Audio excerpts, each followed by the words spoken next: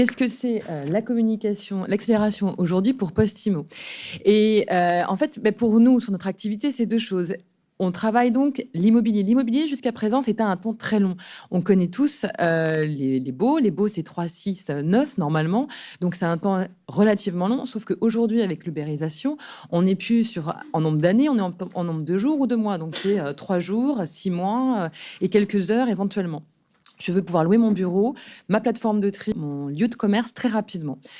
Ça change notre manière de faire. C'est aussi le fait que l'immeuble ou, je dirais, le nombre de mètres carrés de bureaux que nous proposions avant, je dirais, aux postiers, aujourd'hui, c'est aussi un petit peu bousculé par le fait que je travaille tout le temps et partout grâce au numérique. Je vais aussi avoir des possibilités de travail différentes avec le coworking, le télétravail. Donc le temps, là aussi, prend une notion totalement différente et la manière de l'adresser se fait aussi. Dernière chose, le groupe La Poste, et on l'a vu aussi largement tout à l'heure, est en pleine transformation. Une transformation qui va à marche forcée, à marche très rapide. Il y a un exemple qui est pour moi assez marquant par rapport là encore à nos activités. C'est que le groupe nous a adressé une demande pour créer son nouveau campus, pour regrouper 4500 de ses salariés de ses sièges franciliens en Ile-de-France. Entre le moment début des études et le premier emménagement, il n'y a eu qu'un an.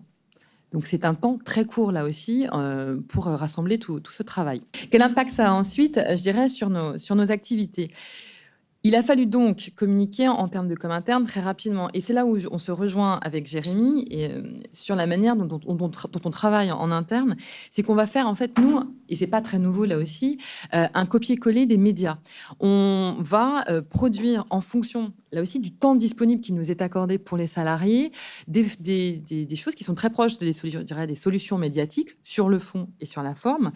Sur la forme, on va essayer, enfin sur le fond, on aura droit à quelque chose qui est de toute façon très court, qui va laisser peu de temps, je dirais, à l'explication du sens, mais qui va être plutôt dans des éléments de news ou de bref très ramassés, qu'on va marteler. On va faire énormément de recyclage de manière à ce que nos messages passent, qu'ils les retrouvent et surtout qu'ils aient envie de les lire, parce que là aussi, ils ont très peu de temps pour nous et en même temps, on voudrait arriver à les capter un maximum de temps. Sur les styles, on a copié énormément tout ce qui était 20 minutes métro de manière à passer, je dirais, nos messages, des articles plus courts, plus ramassés, une petite raille très people pour attirer. Là, c'est, je dirais, malheureusement rien de nouveau. Et on a juste une chose qui a, je dirais, ralenti cette accélération, puisque là, contrairement aux médias, alors peut-être qu'on a des temps de validation beaucoup plus longs qui bloquent l'accélération.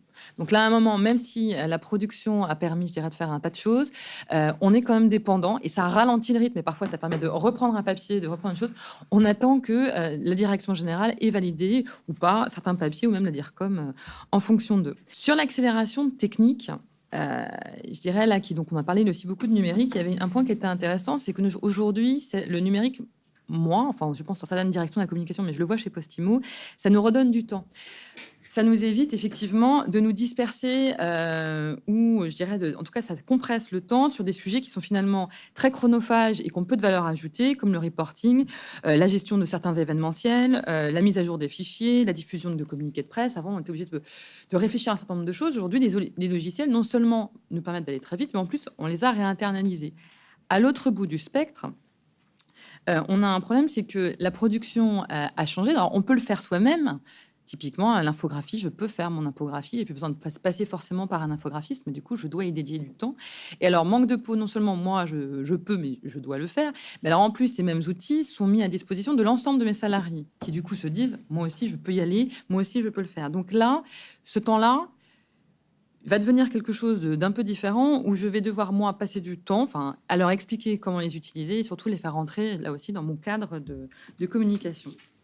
Et pour finir, je dirais sur le temps et l'accélération, parce que c'est un sujet que vous avez probablement aussi dans vos entreprises, et qui est un petit sujet à la fois, mais qui est difficile à communiquer et sur lequel beaucoup de DIRCOM se prennent rapidement, je dirais, le sujet, c'est a-t-on un droit à la déconnexion en ce moment? Enfin, DRH, ça les occupe aussi un petit peu. Et je sais qu'on a échangé avec un certain nombre de DIRCOM sur comment on le fait, comment on communique là-dessus. Et il y avait et donc certaines entreprises, peut-être les vôtres, ont fini par mettre des petits mots laconiques à la fin des signatures de mail en disant voilà, merci. Vous n'êtes pas obligé de répondre à ce mail ou à cette sollicitation entre 20h le soir et 8h le matin. Et il y a une DRH d'EDF qui intervenait sur le sujet il y a quelque temps chez Orange et qui disait, quand on m'a posé la question, mon engagement, ça a été, moi, la nuit, je dors. Voilà. Je terminerai là-dessus.